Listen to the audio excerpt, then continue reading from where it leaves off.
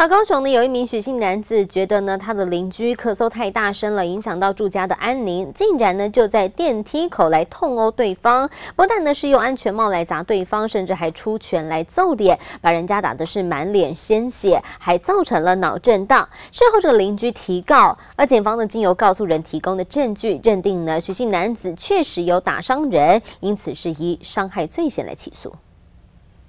监视器画面上方，两名男子拉扯推打，后来警方获报赶到。他是很咳嗽的，想啊，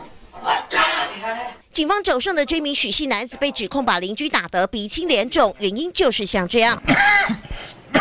受不了邻居的咳嗽声，许姓男子跟林姓邻居因此起口角争执，接着还发生肢体冲突。被打的邻居说他拿安全帽猛 K， 记者找上了被指控的这名许姓男子。那个声音大概瞬间有达到90分贝以上，你会去吓到，因为突然就啪一声，他就是硬咬说，